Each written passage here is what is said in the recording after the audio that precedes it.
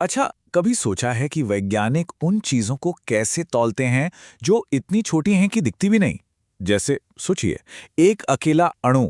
ये तो नामुमकिन सा लगता है ना? खैर, आज हम इसी पहेली को सुलझाने वाले हैं। हम गोता लगाएंगे अणु संख्यक गुणधर्मों की एक बहुत ही दिलचस्प दुनिया में और देखेंगे कि कैसे सॉल्यूशंस के कुछ बड़े ही साधारण से गुण हमें इस अदृश्य को मापने की एक तरह से सुपर पावर देते हैं। तो सवाल यही है, आप एक अणु को कैसे तौलेंगे? और देखिए, इसका जवाब किसी वजन करने वाली मशीन में नहीं है। ये जवाब छिपा है केमिस्ट्री में, और खास तौर पर विलयनों यानी सॉल्यूशंस के अंदर। तो उस बड़े रहस्य को खोलने से पहले ना, हमें विलयों यानी सॉल्यूशंस को समझना होगा। वैसे ये कोई नई चीज नहीं है, ये हमारे चारों ओर हैं। सुबह की चाय से लेकर जिस हवा में हम सांस ले रहे हैं, सब कुछ एक तरह का सॉल्यूशन ही तो है। सिंपल भाषा में कहें तो एक सॉल्यूशन दो या दो से ज्यादा चीजों का एक समांगी मिश्रण मतलब होमोजीनियस मिक्सचर होता है। अब इसमें जो चीज ज्यादा मात्रा में है उसे हम कहते हैं विलायक यानी सॉल्वेंट, जैसे पानी। और जो चीज कम मात्रा में घुल रही है वो है विलेय यानी सोल्यूट, जैसे चीनी। और हाँ, एक बात और, सॉल्यूशंस हमेशा लिक्विड नहीं होते, ये गैस भी हो सकते हैं, जैसे हवा, या फिर ठोस भी। पीतल के बारे में सोचा है कभी? वो भी एक सॉलिड सॉल्यूशन है। ठीक है, अब यहां से कहानी असली में दिलचस्प होने वाली है। देखिए, सॉल्यूशंस की कुछ प्रॉपर्टीज ऐसी होती हैं जिन्हें इस बात से कोई फर्क नहीं पड़ता कि आपने घोला क्या है, चीनी घोली या नमक। उन्हें फर्क पड़ता है कि आपने कितना घोला है। मतलब सारा का सारा खेल बस कणों की गिनती का है। और यहीं पर पिक्चर में आते हैं अणुसंख्य गुणधर्म, या जिसे हम कॉलिगेटिव प्रॉपर्टीज कहते हैं। ये वो प्रॉपर्टीज हैं जो सिर्फ और सिर्फ इस बात पर डिपेंड करती हैं कि सॉल्यूशन में सॉल्यूट के कितने पार्टिकल्स मौजूद हैं। उनको कोई लेना देना नहीं कि वो पार्टिकल चीनी का है या नमक का। तो सबसे जरूरी बात क्या याद रखनी है? संख्या मायने रखती है, पहचान नहीं। इसको ऐसे समझिए, पानी में नींबू का रस मिलाते हैं तो स्वाद खट्टा हो जाता है, राइट? अब ये स्वाद नींबू के नेचर पे डिपेंड करता है, उसकी संख्या पर नहीं। तो स्वाद एक कॉलिगेटिव प्रॉपर्टी नहीं है, लेकिन वो प्रॉपर्टीज जो सिर्फ पार्टिकल्स की भीड़ पर डिपेंड करती हैं, बस वही हैं अणुसंख्य गुणधर्म। तो फिर ये जादुई प्रॉपर्टीज हैं कौन कौन सी जो हमें पार्टिकल्स को गिनने में मदद करती हैं? असल में ये चार हैं। चलिए एक एक करके इन चारों को समझते हैं। तो पहला है वाष्प दाब का आपेक्षिक अवनमन यानी relative lowering of vapour pressure. सुनने में थोड़ा कॉम्प्लिकेटेड लगता है पर है बड़ा सिंपल। जब हम किसी सॉल्वेंट में कोई ऐसी चीज मिलाते हैं जो आसानी से भाप नहीं बनती, सोचिए पानी में नमक या चीनी, तो ये सॉल्यूट पार्टिकल्स सॉल्वेंट के पार्टिकल्स का रास्ता रोक लेते हैं। मतलब उनके लिए भाप बनकर उड़ना मुश्किल हो जाता है। इसे ऐसे इमेजिन कीजिए कि एग्जिट गेट पर भीड़ लग गई है, तो बाहर निकलना मुश्किल होगा ना? बस वही होता है। और नतीजा, सॉल्यूशन का वेपर प्रेशर कम हो जाता है। और राउल्ट का नियम हमें बताता है कि वेपर प्रेशर में ये जो कमी आती है ना, वो सीधे सीधे सॉल्यूट के मोल फ्रैक्शन के बराबर होती है। अब ये मोल फ्रैक्शन क्या भला है? अरे कुछ नहीं, ये बस ये बताता है कि टोटल पार्टिकल्स में से सॉल्यूट के पार्टिकल्स का हिस्सा कितना है। मतलब जितने ज्यादा सॉल्यूट पार्टिकल्स होंगे, वेपर प्रेशर उतना ही कम हो जाएगा। सिंपल। और वेपर प्रेशर की यही कमी हमें सीधे हमारी दूसरी प्रॉपर्टी तक ले जाती है, जो है क्वथनांक में उन्नयन या एलिवेशन इन बॉइलिंग पॉइंट। देखिए, लॉजिक बड़ा सीधा है। क्योंकि सोल्यूट मिलाने से वेपर प्रेशर कम हो गया, तो अब हमें सोल्यूशन को उबालने के लिए उसे और ज्यादा गर्म करना पड़ेगा, ताकि उसका वेपर प्रेशर एटमॉस्फेरिक प्रेशर के बराबर हो सके। इसका सीधा मतलब क्या हुआ? सोल्यूशन का बॉइलिंग पॉइंट बढ़ जाता है।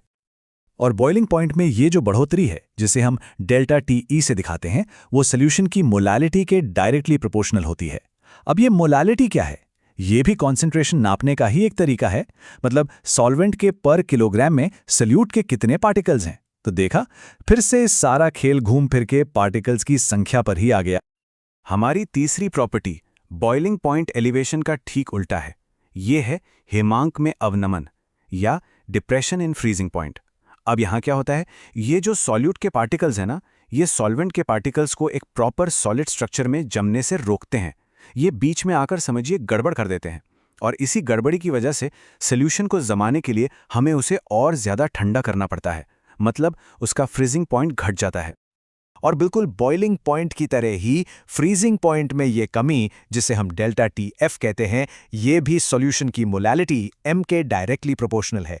देखा आपने, दोनों के फॉर्मूले कितने मिलते जुलते हैं, बस कॉन्स्टेंट्स अलग हैं। और अब आते हैं हमारी चौथी और आखिरी प्रॉपर्टी पर, परासरण दाब या ऑस्मोटिक प्रेशर। इमेजिन कीजिए एक सेमी परमेबल मेम्ब्रेन, एक तरह की दीवार है, एक तरह का गेटकीपर जो सिर्फ छोटे सॉल्वेंट पार्टिकल्स को ही आर पार जाने देता है, बड़े सोल्यूट पार्टिकल्स को नहीं। अब अगर इस दीवार की एक तरफ कम कॉन्सेंट्रेशन वाला सॉल्यूशन हो और दूसरी तरफ ज्यादा कॉन्सेंट्रेशन वाला, तो सॉल्वेंट पार्टिकल्स नेचुरली कम से ज्यादा की तरफ भागेंगे। और इसी फ्लो को रोकने के लिए जो एक्स्ट्रा प्रेशर हमें लगाना पड़ता है, बस वही है ऑस्मोटिक प्रेशर। ये ऑस्मोटिक प्रेशर, जिसे हम पाई से दिखाते हैं, ये सॉल्यूशन की मोलर कॉन्सेंट्रेशन C के डायरेक्टली प्रोपोर्शनल होता है। और मोलर कॉन्सेंट्रेशन क्या है? अरे वही, एक फिक्स्ड वॉल्यूम में पार्टिकल्स की संख्या। तो एक बार फिर साबित हो गया, ये सब कुछ सोल्यूट पार्टिकल्स की संख्या पर ही डिपेंड करता है। तो ठीक है, हमने ये चारों प्रॉपर्टीज समझ ली। अब वापस आते हैं हमारे पहले सवाल पर, इन सब का एक अणु को तौलने से क्या लेना देना है? जवाब बहुत ही शानदार है। ये चारों प्रॉपर्टीज हमें किसी भी अननोन सॉल्यूट का आणविक द्रव्यमान यानी मोलर मास पता करने का एक अचूक तरीका देती हैं। और तरीका भी बड़ा सीधा सा है। सबसे पहले हम इन चारों में से किसी एक प्रॉपर्टी में जो चेंज आया है उसे मेजर करते हैं, जैसे बॉइलिंग पॉइंट कितना बढ़ा। फिर हम उस प्रॉपर्टी के फॉर्मूले को यूज करके उसे अननोन सॉल्यूट के मोलर मास M2 के लिए सॉल्व कर लेते हैं। है ना कमाल की बात?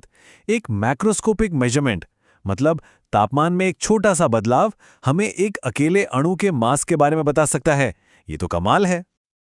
लेकिन रुकिए, कहानी में एक छोटा सा ट्विस्ट है। क्या हो अगर सोल्यूट के पार्टिकल्स सॉल्यूशन में जाकर वैसा बिहेव ना करें जैसा हम सोच रहे हैं? मतलब क्या हो अगर एक पार्टिकल घुलने पे दो बन जाए, या दो पार्टिकल्स चिपककर एक हो जाएं? सोचिए, आपने नमक यानी NaCl का एक पार्टिकल पानी में डाला, पर वो तो पानी में जाते ही एक सोडियम आयन और एक क्लोराइड आयन में टूट गया। मतलब एक पार्टिकल के बन गए दो। या इसका उल्टा भी हो सकता है। ऐसे में पार्टिकल्स की असली संख्या तो हमारी गिनती से अलग हो जाएगी और हमारे सारे कैलकुलेशंस गड़बड़ हो जाएंगे। और इसी प्रॉब्लम को सॉल्व करने के लिए वैज्ञानिक वॉन्ट हॉफ ने एक करेक्शन फैक्टर इंट्रोड्यूस किया, जिसे हम कहते हैं वैंट हॉफ फैक्टर या I। ये फैक्टर हमें बस ये बताता है कि पार्टिकल्स असल में कितने गुना बढ़ गए या घट गए। ये हमारे फॉर्मूले को ठीक करने का एक तरीका है। इसका नियम बड़ा सिंपल है। अगर पार्टिकल्स टूटते हैं, जिसे डिसोसिएशन कहते हैं, तो पार्टिकल्स की संख्या बढ़ जाएगी और I की वैल्यू 1 से ज्यादा होगी। और अगर पार्टिकल्स जुड़ते हैं, जिसे एसोसिएशन कहते हैं, तो पार्टिकल्स की संख्या कम हो जाएगी और I की वैल्यू 1 से कम होगी। ये छोटा सा करेक्शन हमारी कैलकुलेशंस को एकदम परफेक्ट बना देता है। तो चलिए अब बात करते हैं कि इन सब चीजों का असली दुनिया में क्या मतलब है। ये सिर्फ किताबों की केमिस्ट्री नहीं है, इन प्रिंसिपल्स के बहुत ही इंपॉर्टेंट और प्रैक्टिकल यूजेस हैं। देखिए, वैज्ञानिक इन्हीं प्रॉपर्टीज का इस्तेमाल करके नए नए प्रोटीन्स और पॉलीमर्स जैसे बड़े बड़े मॉलिक्यूल्स का मोलर मास पता लगाते हैं। हमारे शरीर की हर एक सेल ऑस्मोसिस के प्रिंसिपल पर ही काम करती है। और तो और रिवर्स ऑस्मोसिस की प्रोसेस से जो हम समुद्र के खारे पानी को पीने लायक बनाते हैं, उसके पीछे भी यही साइंस है। और ये सब कुछ बस पार्टिकल्स की गिनती के एक सिंपल से आइडिया पर बेस्ड है।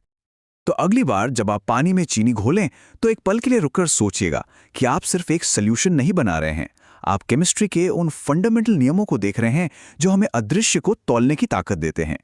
ये सोचने पर मजबूर करता है ना कि सिर्फ पार्टिकल्स को गिनकर हम और कौन-कौन से रहस्य सुलझा सकते हैं।